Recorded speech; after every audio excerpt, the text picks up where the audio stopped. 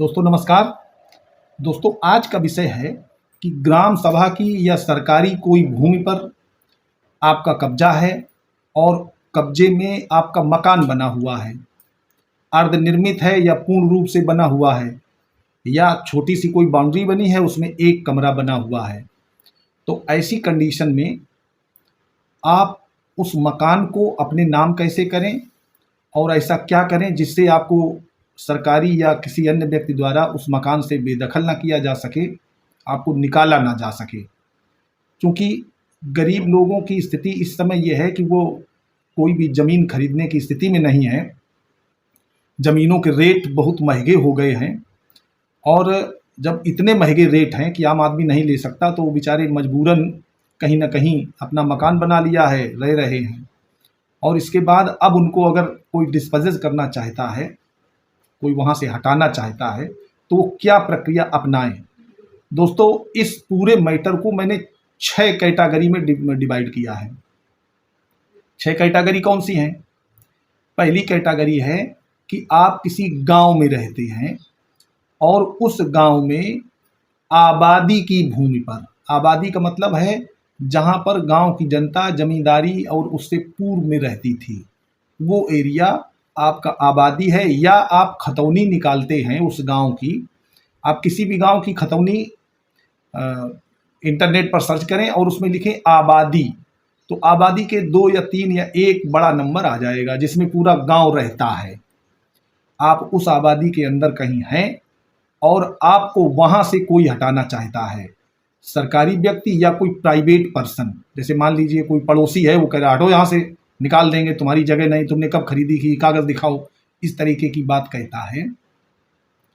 तो एक तो व्यवस्था इनके लिए है। ऐसे लोगों को सीधे सिविल कोर्ट चले जाना चाहिए और वहां से स्टे करा लेना चाहिए। अब मैं बताऊंगा इसमें कौन कौन से डॉक्यूमेंट लगेंगे।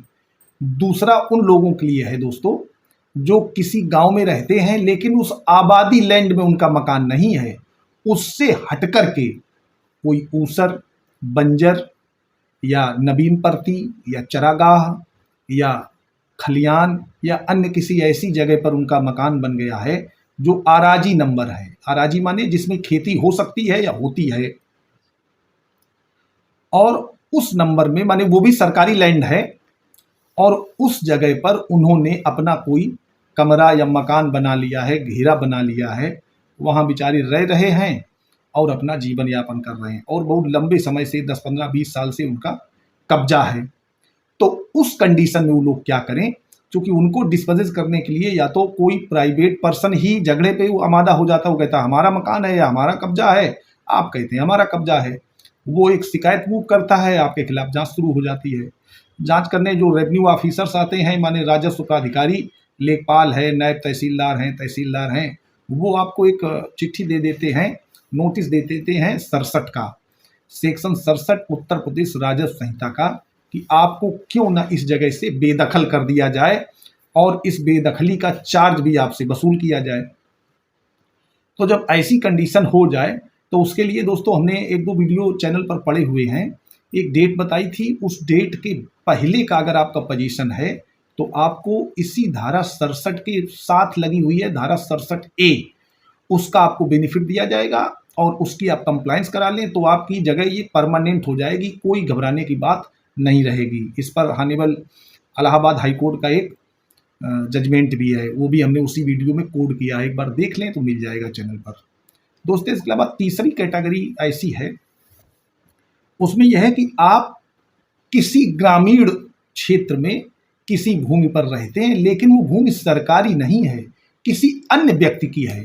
अब वो अन्य व्यक्ति कौन है दोस्तों? ये ऑल इन वन वीडियो है, इतना अच्छा वीडियो आपको कहीं यूट्यूब पर नहीं मिलेगा, क्योंकि मैं प्रैक्टिशनर एडवोकेट हूँ और प्रयास करता हूँ कि ऐसे लोगों को जो न्यायालय यही सब चीज़ें लेकर के आती हैं, उनको एक ही छत के नीचे पूरा समाधान मिल जाए। तो ऐसे व्यक्ति की लैंड पर जो कहीं या तो बाहर रहता है या आपका ही कोई रिश्तेदार है, आपको उसने कब्जा करा दिया था और वहाँ आप, या उसने कोई बना बनाया आपको दे दिया था कि इसमें आप रहिए और आप बहुत लंबे समय से काबिज हैं, तो उस पर क्या विधि है? उससे आपको कोई निकाल सकता है या आपको आप किस कंडीशन में रहेंगे। तो उसमें दो चीज़ें हैं, या तो आप लाइसेंसी हैं और या आपका कब्जा जो है एडवर्स हो गया है। तो उसके लिए भी चैनल पर वीडियोज़ हैं, आप देख सकते हैं। एडवर्स पोजीशन का भी है और लाइसेंस के लिए भी हैं, किराएदारी के लिए भी हैं।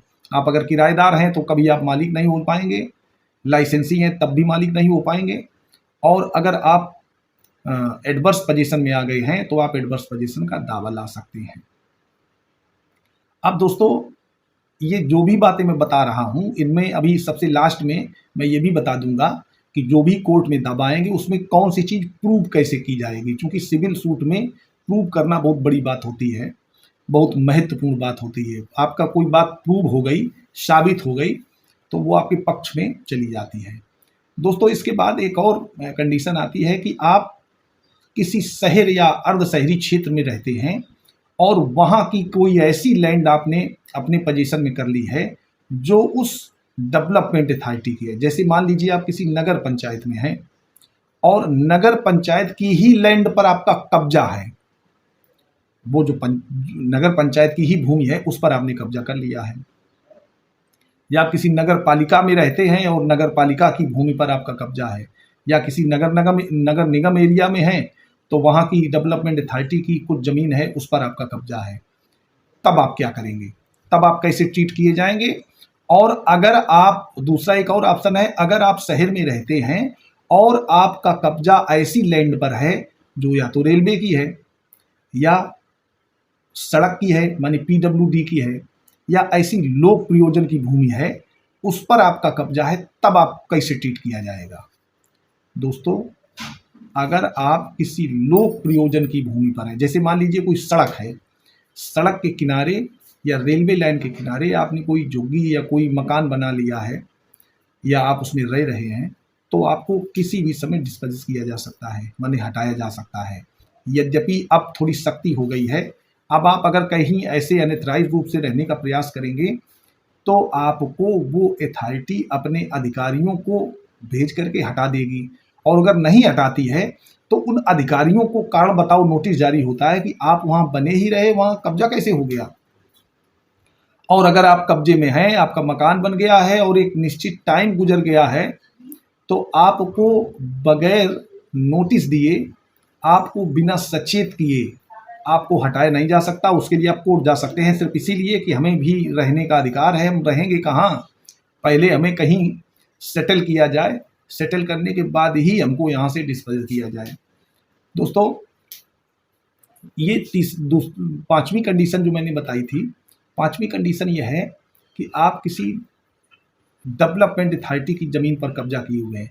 जैसे मान लेते हैं कि कोई नजूल की भूमि है और उस पर आप अनएथराइज्ड रूप से कब्जा किए हुए हैं, तो ऐसी लैंड पर जो अनएथराइज्ड है, आपका चूंकि लैंड आपकी नहीं है, आपका केवल कब्जा है, तो कब्जे में दो चीज़ें होती हैं। एक तो आप जिस जगह पर रह रहे हैं वहाँ आपने कोई मकान, कोई निर्माण कर लिया है, तो अगर निर्माण कर लिया है जिस पर ऊपर छत है, तो आपको इस तरह से नहीं हटाया जा सकता है कि कोई चला आया और आपका मकान गिरा दिया। आपको नोटिस दी जाएगी, आपको PP act, public promises act के अंतर्गत मुकदमा चलाया जाएगा, और उस मुकदमे में जब आप हार जाएंगे तब आपके खिलाफ बेदखली की कार्रवाई होगी, आपकी बिल्डिंग को डिमोलाइज कर दिया जाएगा, डिमोलाइज किया जा सकता है, डिमोलिश किया जा सकता है। और आप अगर उस स्टेज में बीच में ही चाहें तो आप कोर्ट जा सकते हैं। सिविल कोर्ट से आप किस तरीके से स्टे कराएं इसका और आप सुन लीजिएगा। आपका मकान कहीं भी बना हो, जहां भी आपने बना लिया है, और उस मकान पर छत पड़ी हुई है, और इसके बाद आप वहां पर कई वर्षों से रह रहे हैं। कई वर्षों से रहने का मतलब है कि कम से कम आपका 10 साल का समय गुजर गया हो, तो आप कैसे साबित करेंगे कोर्ट में, और कोर्ट से स्टे कैसे कराएंगे, इसके बारे में और समझ लीजिएगा।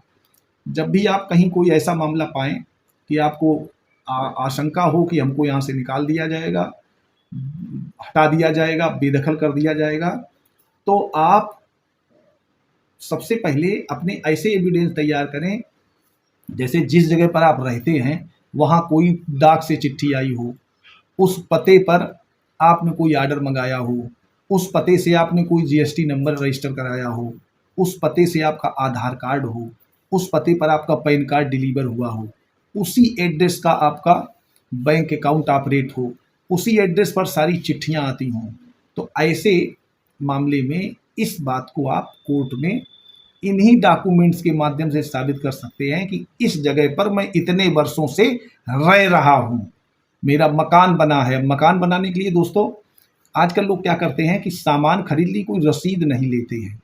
इसका अर्थ ऐसा प्रतीत होता है कि आप जागरूक नहीं और ज़्यादा पढ़े लिखे नहीं हैं। आप अगर पढ़े लिखे हैं, जागरूक हैं, तो आप उस दुकानदार से जब भी कोई सामान खरीदें तो उससे उसकी रिसीप्ट माने उसका जीएसटी बिल जरूर लें।